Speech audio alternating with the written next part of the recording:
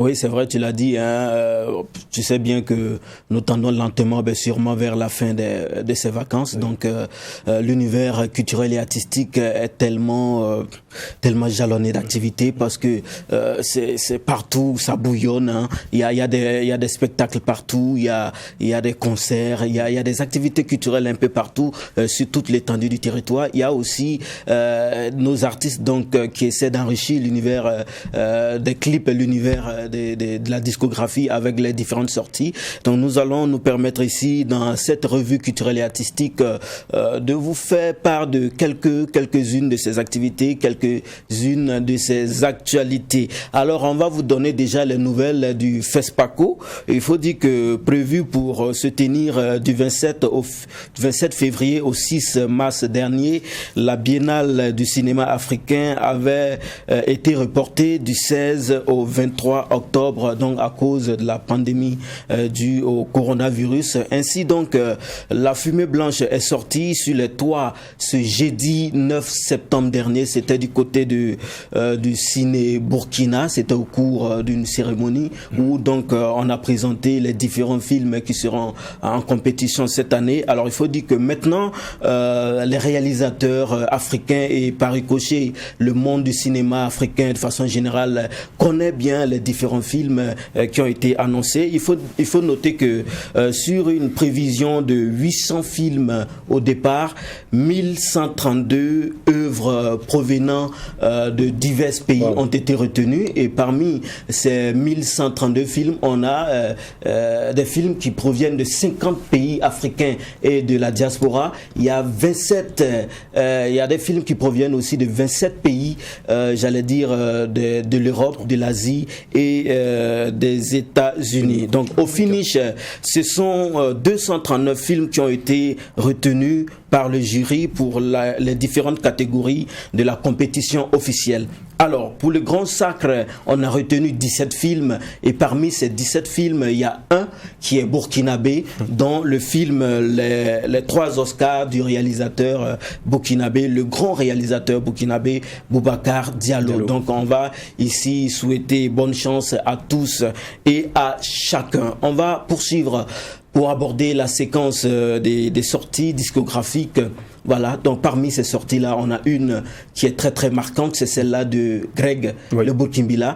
Greg le Burkimbila qui signe donc son grand retour. C'était au cours d'une conférence de presse qui a eu lieu le jeudi dernier du côté de l'espace Rendez-vous. Eh bien, c'est un album qui a été présenté, un album de 18 titres baptisé Halale. Voilà, Halale c'est amouré, et ça veut dire tout simplement pureté. Donc l'album traite des thématiques telles que l'amour et aussi d'autres thèmes de société comme l'hypocrisie, la jalousie et bien d'autres. Alors dans ce chef-d'œuvre, on retrouve toujours le même Greg avec la même tendresse dans la mélodie, avec la belle voix voluptueuse et aussi des thématiques aussi qu'il aborde. Donc il rend hommage à la femme et tout ça. Et parmi ces 18 titres, il y a un qui avait été lancé depuis quelque temps, c'est Only Love, que nous vous permettons de revisiter. Personne ne me persuadera que je pourrais vivre loin de toi. Cela m'est impossible. Oh, pas tuer. Cela m'est impossible. Oh, pas tuer. Tu es ma baby mama, on a tous aimé, on a tous adoré. Il faut dire que donc c'est le grand retour de Greg après 4 ans d'absence sur, j'allais dire, la scène discographique, parce que il a eu à collaborer avec Greg dans voilà, avec, j'allais dire, Amzi. Voilà, donc il n'était pas totalement absent. Voilà, même si ça fait 4 ans qu'il a sorti un album. On espère que cette fois-ci ce sera la meilleure et la bonne, parce que depuis un bon moment on a senti que dans la carrière de l'artiste il y a des albums même qui sont sortis inaperçus, et celui-là c'est un véritable chef-d'œuvre. C'est un album qui a du contenu. Voilà, donc on espère bien que ça sera la meilleure pour l'artiste grec que nous aimons tant. En tout cas, very good et bon vent pour la suite. On va poursuivre avec le FEMUA, le Festival de musiques urbaines d'Anoumambo. C'est bien sûr un événement ivoirien, mais ce qui nous intéresse ici, c'est notre baba national, Flobi. On se rappelle lors de la publication de l'un des promoteurs, on sait que le FEMUA, c'est un événement organisé par le mythique groupe ivoirien Magic System. Donc quand Asalfo avait publié la liste des artistes qui devaient prester sur la grande scène, il y a un internaute qui avait demandé, mais même pas un artiste burkinabé, voilà, et que Asalfo avait répondu, mais est-ce que Flobi c'est un Afghan? On a vu ce buzz-là, et effectivement Flobi a bel et bien été programmé sur la grande scène de cette édition de FEMUA. Il a livré un très très beau spectacle, je vous dis, mesdames et messieurs, c'était magnifique. Il a transmis, comme il sait si bien le faire, de l'émotion à tout ce public venu massivement partout de la Côte d'Ivoire pour suivre donc notre artiste qui a fait la fierté du 226. On va suivre un extrait de l'ambiance qui a prévalu.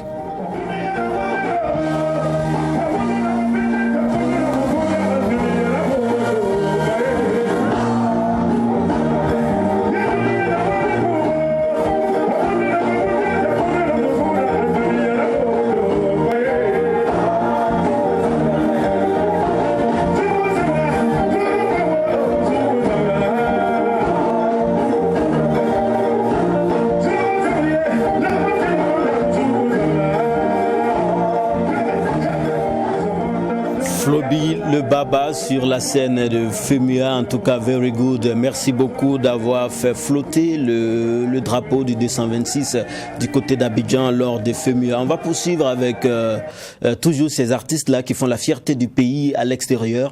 C'est le TOK, l'artiste Toxa qui en France depuis un bon moment. On sait que lors du récent Soko Festival, il avait été coopté par des tourneurs internationaux et c'est dans ce cadre-là que Toxa se retrouve actuellement en France pour des séries de concerts et par rapport au concert de Belfort, il a livré lui aussi une magnifique prestation. C'était une communion parfaite avec le public venu suivre notre artiste Toxa. C'était de belles ambiances. Nous invitons à suivre un extrait de l'ambiance.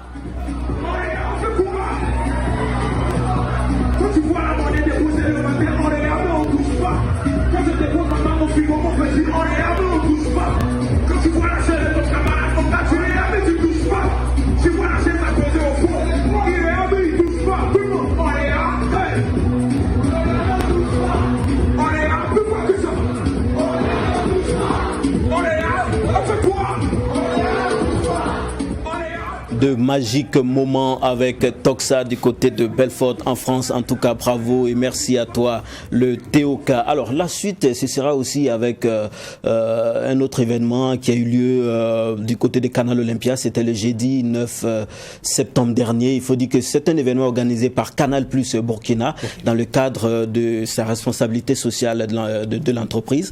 Et là, il s'agissait de Canal Plus a décidé de promouvoir la femme burkinabé et son entreprise, et donc il y avait en compétition plusieurs femmes, mais à la finale on a pu retenir 8, et parmi ces 8 femmes, donc le jury s'est porté sur la personne de Madame Regina Kadiogo, et elle a reçu de nombreux lots, dont un trophée et un abonnement Canal+, tout Canal, et aussi elle a reçu aussi la somme de 1 500 000 francs CFA, donc offert par la maison Canal+.